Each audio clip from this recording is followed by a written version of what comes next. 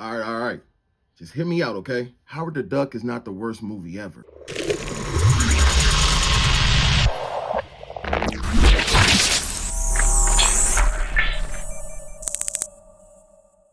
Hey, what's going on, y'all? It's Mac G. I'm back with another video, and today is Wacky Wednesday. This is the day I talk about, a wacky movie, a wacky artist, a wacky song I like, just anything that's wacky that's normal to me and might seem wacky to you.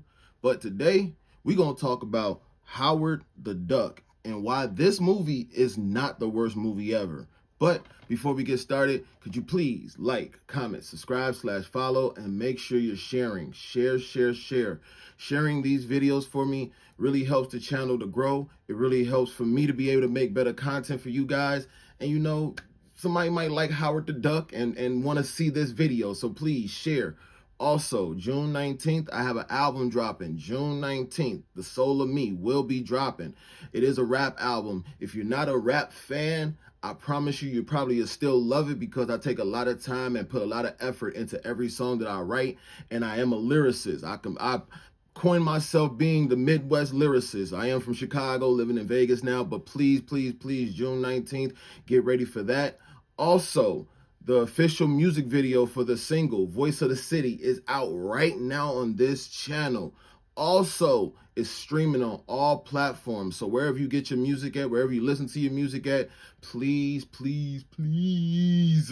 go stream that, go listen to that, and make sure you watch the video. Make sure you like and comment on that video, and also share that video as well. But let's get into the topic for today. Howard the Duck. This happens to be one of my all-time favorite movies. I love this movie to death, and it always gets a bad rap. It always are on the top 10 worst movies of all times list. Sometimes it's even in the top 5, which baffles me because this movie right here, I ain't gonna lie, this movie right here is raw. I love this movie to death, and no slander, no Howard the Duck slander will be done. But, let's get into a little bit of the backstory about this movie. Let's talk about, why it was panned as one of the worst movies ever, and, get into the box office just a little bit, and then I'll give my final thoughts at the end.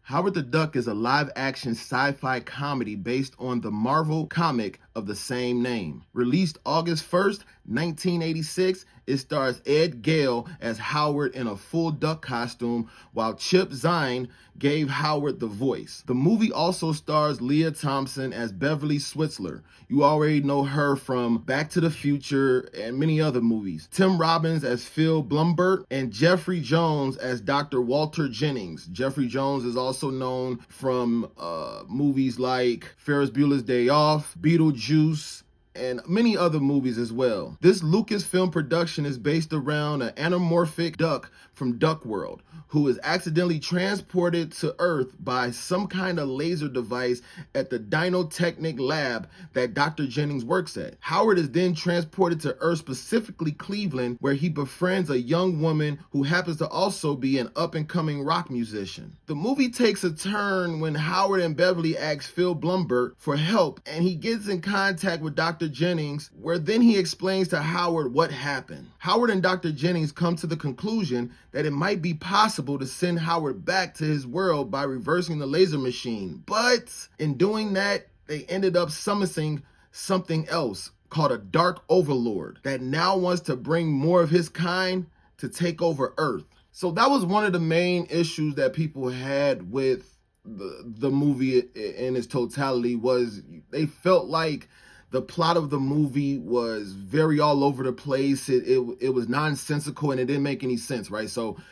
But for me, as a child, as a person who is a sci-fi fanatic, I love movies that are kind of like in the realm of nonsensical. I like movies that the plot really kind of doesn't make sense, but does make sense. To me, it definitely makes sense.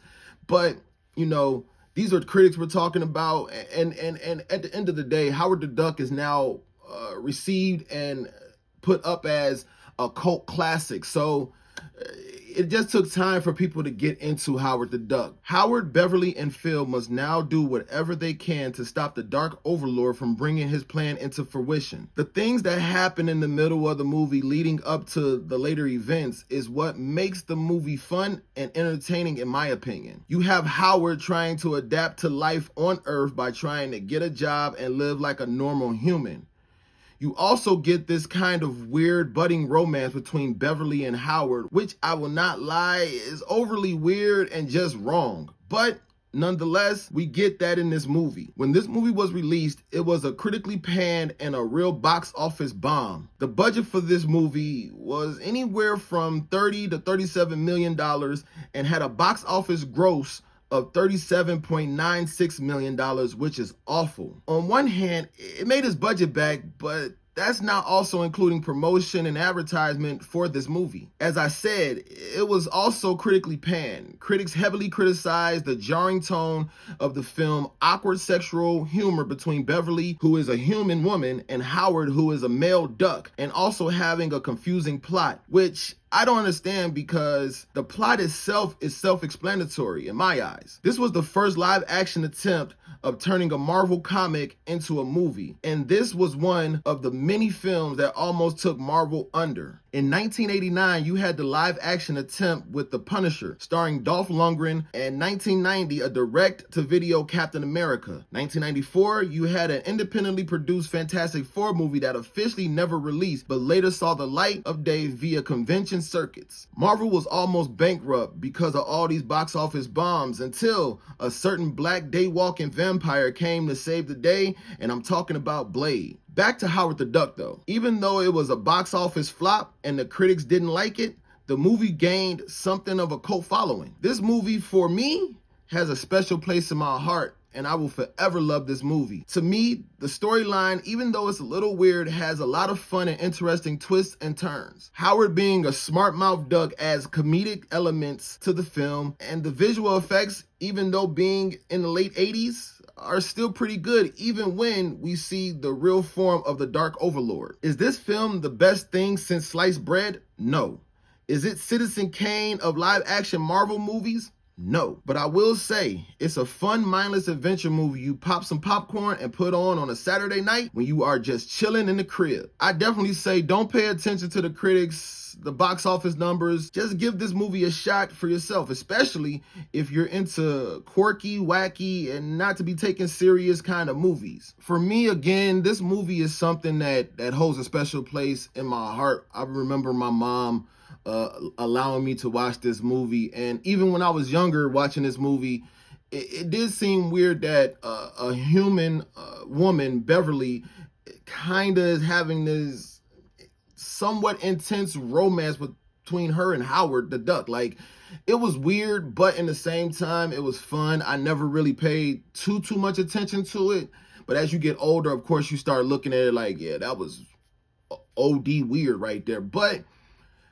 everything else about the movie is fun. The comedic timing is fun. You got Tim Robbins. He's adding extra elements of comedy in there. If you know him as a serious actor more now, it's because of what he did in Jacob's Ladder, and then you have Shawshank Redemption. But in the 80s, he was in a lot of comedies as well. So you get that comedic timing. And Leah Thompson, to her credit, she was in Back to the Future, and she was in a bunch of other movies where she had to kind of be funny, but kind of be serious in the same time. And she brought that over to Howard the Duck. For me, this is one of those movies I can just pop in, just play it in the background. And then when I catch a certain part, when I'm listening, I catch a certain part, I instantly start quoting this movie. Like, this movie is one of those movies that, you know, I quote and people be like, what are you talking about? And again, that's why it's on a Wacky Wednesday, because it's normal to me and might be wacky to you. Again, my friends look at me weird when I start saying like, wiggle, wiggle, wiggle. Like, they be like, what is that? Why did you just make that noise? They don't know where it comes from. You know what I'm saying? So, but yeah, that's how I take this movie. I love this movie to death. But, you know, I want to hear from you guys in the comments. Have you ever seen this movie? Have you ever heard of this movie? Did you know that this was one of, if not the first live action Marvel movie to be created for the big screen? Did you know that Marvel was about to be bankrupt until Blade came out in '98? Get down in the comments and let me know.